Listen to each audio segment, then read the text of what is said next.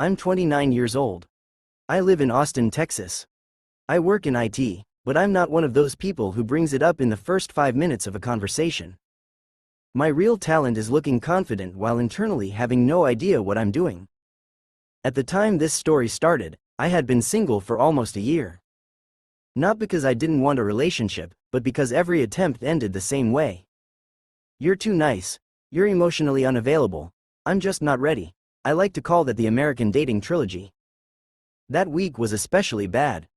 A client canceled a contract, my manager sent me the classic, "We need to talk" message, and my ex posted a story with her new boyfriend, a guy who looked like he ran marathons for fun and drank green smoothies out of pure belief, not for Instagram. So I made the only logical decision. I went to In-N-Out Burger. It was late. Friday night.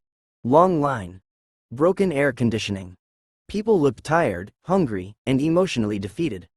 The whole place smelled like fries and quiet disappointment.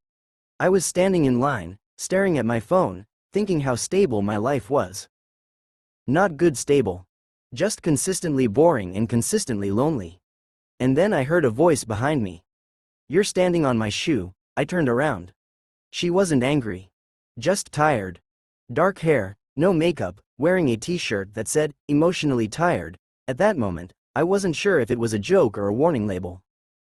I apologized immediately. She sighed and said her day had been just as bad as mine. I told her if I'd already stepped on her foot, the least I could do was buy her fries. She accepted. We sat at the same table because there were no others available. No romance. No expectations. Just two exhausted strangers with plastic trays. Her name was Sarah. My name is Jake. I told her I wasn't always this clumsy, only when I was hungry and mentally done with life. We started talking. At first about food. Then about work. Then about how neither of us had planned to be exactly there, in that exact moment. She told me she was a freelance journalist. She wrote articles for websites that were mostly read by insomniacs and her mom.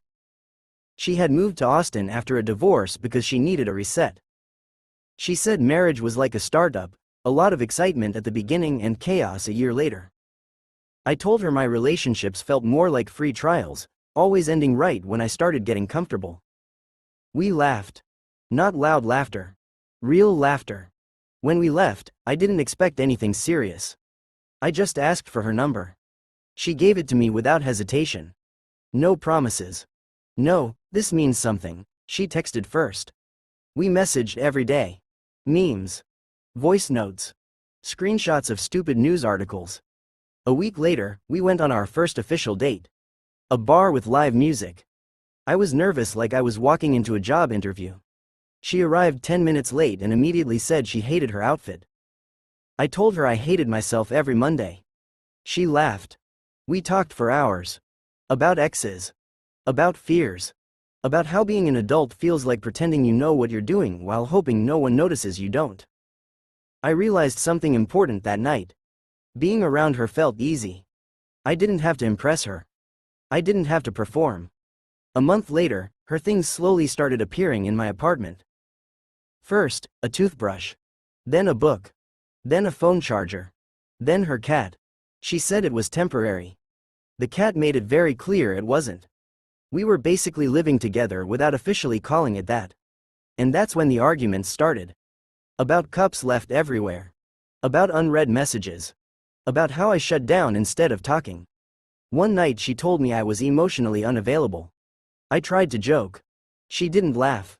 We had a real fight. The kind that leaves the room quiet afterward. She packed her things and left. The cat looked at me like I had personally ruined everything. A week of silence followed.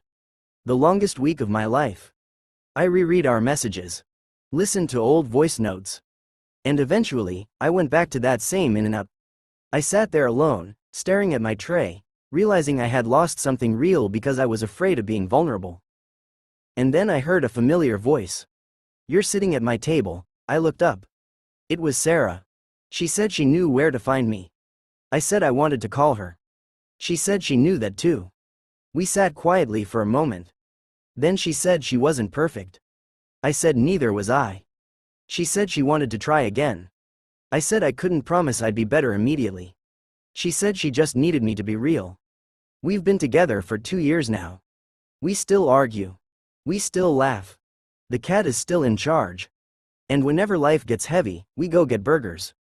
Because sometimes love doesn't start with, I love you.